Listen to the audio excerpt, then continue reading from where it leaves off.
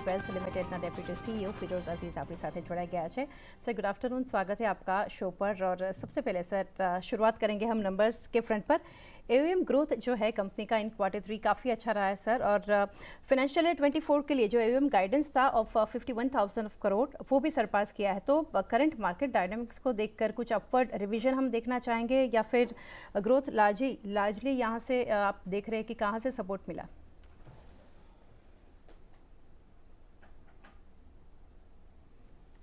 जी sir, unmute करना पड़ेगा। Good afternoon, I am so sorry. आपने जैसे पूछा एयूएम की क्या गाइडेंस है, क्या हम उसको बदलाना चाहते हैं। देखिए, जब हमने साल शुरू किया था तो हमने गाइड किया था कि 47,000 करोड़ पे पहुंचेंगे पूरे साल में।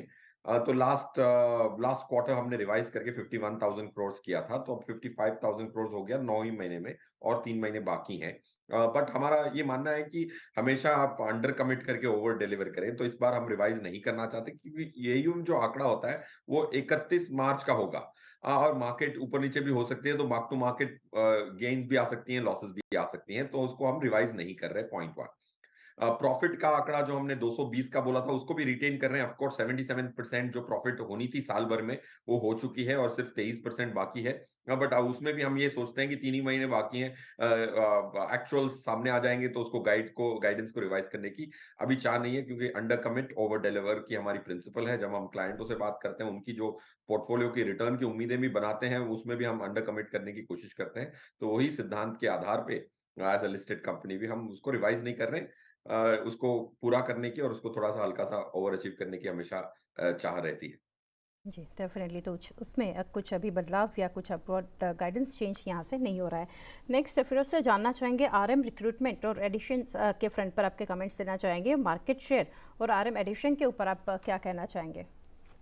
पहले अगर मैं मार्केट शेयर की बात करूं, तो अब म्यूचुअल फंड की ओवरऑल इंडस्ट्री पे थोड़े आंकड़े देना चाहूंगा, ताकि आनंद राठी के जो इक्विटी म्यूचुअल फंड एक बहुत अहम हिस्सा है, 52% हमारे एसेट्स का, और हम एक बहुत लार्ज डिस्ट्रीब्यूटर हैं।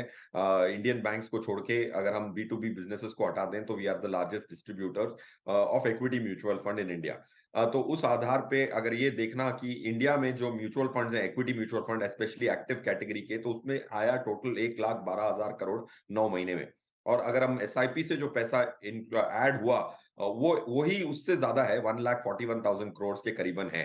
तो मतलब एसआईपी का नंबर छोड़ के नेट एडिशन हुई है 1,12,000 करोड़। मतलब एसआईपी के अलावा -29,000 करोड़ निकला है जो इनफ्लो आई थी एसआईपी। तो उसी आंकड़े का मुकाबलित या कंपेरेबल आंकड़ा आनंद राठी का 3,550 करोड़ है। तो इंडस्ट्री में अगर एसआईपी को छोड़ के -29,000 करोड़ आया, मतलब गया, और आनंद राठी का 3,550 बढ़ा। और लास्ट ईयर भी ऐसा ही हुआ था कि इंडस्ट्री में एसआईपी की जो इनफ्लोज है उसको हटा दे तो -9,000 करोड़ था, हमारा कुछ 2,500 कुछ करीबन था, इनफ्लो था। तो मार्केट शेयर अगर बढ़ानी है तो इंडस्ट्री से ज्यादा तेज भागना पड़ता है। तो ये एक अच्छी दिशा में हमारी एसेट्स ग्रो हो रही हैं in terms of net inflows. Point 1। Point 2, हमारा ये मानना है कि हम 3 से 4% का मार्केट शेयर का एक सपना रखे हैं इक्विटी म्यूचुअल फंड में, जो हम 4-5 साल में पूरा करना चाहते हैं। इक्विटी म्यूचुअल फंड की जो एसेट्स हैं वो भी बड़ी तेजी से ग्रो कर रही हैं। आज हम सिर्फ 1.27% हैं मार्केट शेयर में, बट आई थिंक उसकी 3 से 4% की जो सपना है, एस्पिरेशन है, उसको पूरा करने में ये कदम, I think it's in the right direction. जी डेफिनेटली सर, आपने नेट इनफ्लो के ऊपर भी मेंशन किया, काफ़ी स्ट्रॉन्ग है नेट फ्लो की अगर बात करें तो। और आज जब हम बात कर रहे हैं market at record high, investor sentiment अभी आप कैसे देख रहे हैं? और स्पेशली इन फ्लोज को लेकर, नेट फ्लो को लेकर कुछ आपके आउटलुक रहेंगे फॉर 24? और ग्राउंड रियलिटी, क्योंकि आप ग्राउंड पर रहकर काम कर रहे हैं तो आपको ज़्यादा पता होगा, इसके ऊपर आप क्या कहेंगे? यस मैडम, देखिए हमारा जो है मानना कि हम 9,600 क्लाइंट करीबन हैं, उनसे हम हर 45 दिन में एवरेज मिलते हैं। तो उनका जो बिहेवियर होता है वो हम उनको क्या आंकड़े दिखाते हैं, किस दिशा में उनको ले जाते हैं, सही फिनेंस दिखाते हैं, उस आधार पे ये 9,600 क्लाइंट फैमिलीज बिहेव करती हैं।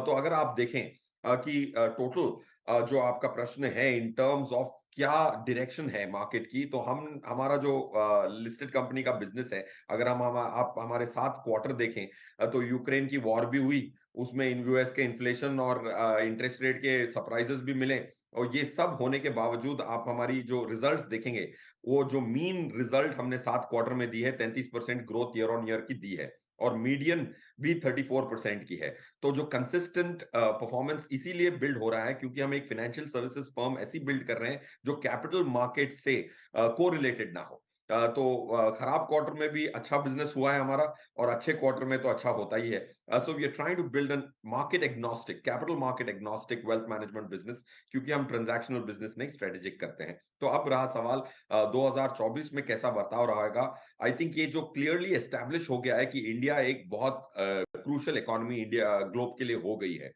ये एस्टैब्लिश हो गया है। अब लोगों को 3 साल पहले बड़ा कन्विंस करना पड़ता था कि इंडिया की जो इकोनॉमिक ग्रोथ है वो होगी या नहीं होगी।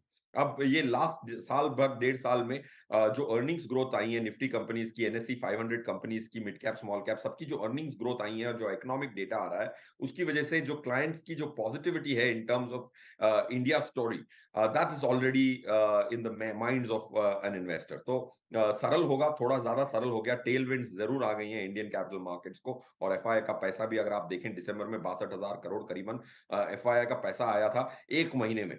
That's because of election and जो स्टेट इलेक्शन के रिजल्ट्स की वजह से जो सेम गवर्नमेंट कंटिन्यू करने की जो संभावना बढ़ गई ना, तो एफआईआई को हमेशा एक सेम चीज बहुत पसंद आती है, स्टेटस को बहुत पसंद आता है। सो आई थिंक 2024 में ज्यादा टेल विंड्स होंगी, अनलाइक 2022 एंड 23। हाँ डेफिनेटली। आगे सर जानना चाहेंगे नेट क्लाइंट एडिशन के ऊपर, जो कि 10,000 एक्टिव क्लाइंट फैमिली जो कंपनी की है, तो उसको लेकर आउटलुक गोइंग फॉरवर्ड और टारगेट क्या सेट कर रहे हैं?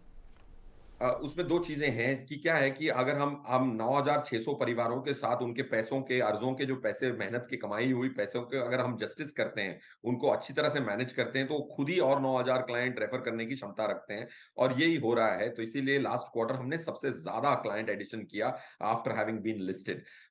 बट हमारा ये मानना है कि 300-400 पर क्वार्टर के बदली 700-750 की कैपेसिटी है हमारी पर क्वार्टर ऐड करने की, ये हमारा सपना है। आई एम श्योर ये कभी ना कभी तो पहुंचेंगे कि हर क्वार्टर 600 से 800 क्लाइंट फैमिलीज ऐड कर सकें, क्योंकि हमारे पास 300 से ज्यादा आरएम है। अगर हर आरएम भी अगर एक क्लाइंट को एक्वायर कर ले तो 300 पर मंथ आने की संभावना है। और वही चाह है। तो क्लाइंट एडिशन ज्यादा अच्छा था, बेस्ट था for the last quarter, but I think हमारे इंटरनल उम्मीदों से कमी है, और गुंजाइश है। Okay definitely. और फिर सर लास्टली जानना चाहेंगे, कंपनी के ऊपर काफ़ी डिटेल्स आपने शेयर की, ओवरऑल इंडस्ट्री को लेकर बजट से कुछ एक्सपेक्टेशंस, क्योंकि अभी ये बजट काफ़ी इंपॉर्टेंट रहेगा, इलेक्शन बजट जो रहेगा ऑन 1 Feb, इसको लेकर क्या आप कहना चाहेंगे, एक आउटलुक या फिर एक्सपेक्टेशंस ऑन बजट? देखिए, ये बजट की एक्सपेक्टेशन, क्योंकि इंटरिम बजट होगा, तो मेरा ये मानना है कि ज्यादा policy changes from a taxation point ज्यादा नहीं होंगी। बट आई थिंक एक्सपेंडिचर जो है, हमारी इंडिया की जो बजट की पेनिट्रेशन होती है, फिस्कल डेफिसिट की जो पेनिट्रेशन होती है, अक्टूबर तक 73% जो खर्चा फिस्कल डेफिसिट होना होता है वो हो चुका होता है। बट इस साल बहुत प्रूडेंट, फिस्कल प्रूडेंस काफी अच्छी देखने को मिली है। सिर्फ 45% फिस्कल डेफिसिट पे पेनिट्रेशन हुआ है, मतलब काफी सारा पैसा है जो बैक एंडेड इस साल में खर्चा होने वाला है। तो उसकी वजह से जो जीडीपी ग्रोथ भी आती है, क्योंकि गवर्नमेंट स्पेंडिंग की वजह से मल्टीप्लायर इफेक्ट आता है। सो पॉइंट वन, इकोनॉमी की जो ग्रोथ है वो प्रोपेल होगी। कमिंग बैक टू बजट, मेरे हिसाब से बजट, ये अगर आप लास्ट 3-4 बजट देखें और उसकी एसेंस को पकड़ें, उसकी नफ्स को पकड़ें, तो ये क्लियर है कि ये गवर्नमेंट ने ये ठान लिया है कि हर टैक्स की जो वर्टिकल्स हैं उन सब में सिंप्लिसिटी लाई जाएगी। जैसे कॉर्पोरेट टैक्स को सिंप्लीफाई किया गया, पर्सनल इनकम टैक्स को सिंप्लीफाई किया गया। हमारा ये मानना है कि अगली बारी कैपिटल गेन टैक्स को सिंप्लीफाई करने की होगी। ये बजट में शायद ना हो। आई थिंक एक इन्वेस्टर के लिए 2-3 बजट के आगे सोचना पड़ता है, ये बजट नहीं सोचना पड़ता। तो कैपिटल गेन सिंप्लीफिकेशन इंडिया में बड़ा जरूरी है। रियल एस्टेट की 2 साल में लॉन्ग टर्म हो जाती है, डेट की 3 साल में, इक्विटी की 1 साल में, और टैक्स रेट्स अलग हैं, एसटीटी की रेट्स अलग हैं, एसेट्स की रेट्स अलग हैं। तो ये जो कॉम्प्लेक्सिटी कैपिटल गेन हेड में है, ये मैं उम्मीद और प्रार्थना करता हूं कि ये चेंज हो, ताकि एक इन्वेस्टर की लाइफ सिंपल हो, एंड वो सही फाइनेंशियल एसेट्स में पैसा लगाएं। इंडिया में 750 लाख करोड़ है हाउस होल्ड सेविंग इंडिया की, और उसमें से सिर्फ 25-26 हजार crore actively managed equity mutual fund में है। 4% पैसा सिर्फ इक्विटी म्यूचुअल फंड में है। तो it will go through a paradigm shift, the equity mutual fund industry. और उसमें आनंद राठी ने अगर 3-4% की मार्केट शेयर ले ली, तो माइंड बॉगलिंग नंबर्स आते हैं। और प्रार्थना यही है, और एफर्ट्स भी उसी डायरेक्शन में रहेंगे। जी definitely, one we wish sir. और फिरोज सर, काफ़ी डिटेल्स आपने शेयर की हमारे साथ। Thank you for connecting and best wishes for coming quarters. Thank you.